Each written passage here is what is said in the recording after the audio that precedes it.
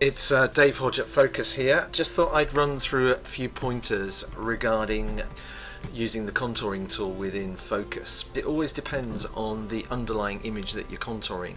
For example, if I was to use initially the star shape which has been drawn using our star tool, and I wanted to contour that, then set my number of contours, spacing, etc., apply. In this instance I'm going inside, and so that's contoured absolutely perfectly. And the main reason why that's contoured well is that there are no undercuts at all, so that's an easy one to contour. This shape is one that I've drawn using the draw connected lines tool. So basically I've gone click click click click and then finished the shape with a click at the end. Okay, this shape should contour okay, particularly if it's set to contour spacing of 1, which is our default. I'm going to go 1 contour and I'm going to contour outside, so if I click OK, as you see, that will contour okay. This image, because it has what we're calling an undercut here, an acute angle that's going in, that's going to be okay depending on how you've got your settings. So if it's contour spacing as sort of 1 mil, then, and it's on the outside, that one should be okay, and you can see that that's contoured appropriately. But if I undo that and I set my spacing at, say, let's set it to 7, then the line that I'm drawing won't be able to fit inside here because it's too tight and we won't get what we expect. So if I click apply now, you'll see that the contouring, because the line can't get into that space with a 7 mil setting, is it makes a best approximation and it will go outside. So in that instance you're not going to get exactly what you want. If I cut that down to 3 mil, select it and apply it, now the line can fit. So it's the space here that's causing the problem, that gap in this instance. If we switch over to an image now which is a silhouette that I've imported as an image from some images that I've saved on my system, if I trace that first of all, notice it's quite a big image, so I tend to go for large images to trace first of all. You tend to get a better result at the end and a well-defined edge.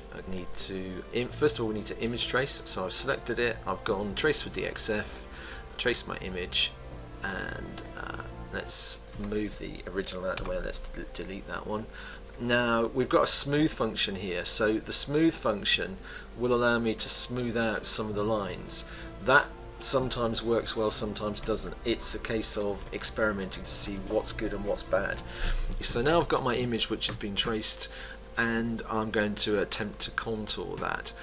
First of all, before I do that, I'm going to zoom into an area here where it's slightly gone in due to the original image having a slight dip in the image. To fix that, I'm going to delete a point. I can move that back. What that does is that smooths that small area there which I wanted to work on. What I'm going to do now is to do the contouring.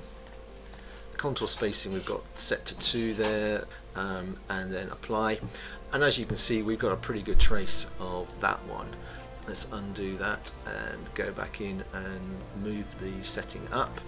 I would expect to have some issues now because I'm getting to a large spacing. The lines can't fit, so they won't go in, they're going out around here. That's something which your students and you have to experiment with to see what kind of results you get. That one you see is just fitting here but it's not fitting there. It's because it's not a symmetrical drawing. If I take it down to, let's say 3, apply that, now I'm getting a trace that works.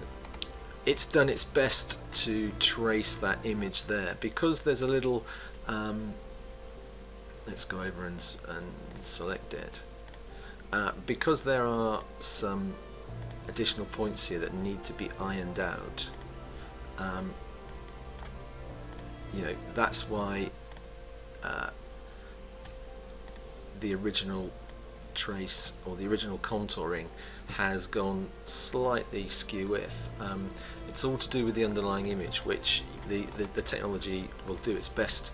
At some point there needs to be you know, a small amount of user intervention here to tidy up.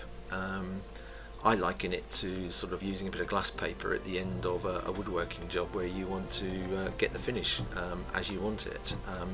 You know, these are ways that you can do this. It's quite straightforward to come in and to get to the point where we want to move these points around in a way that tidies it up.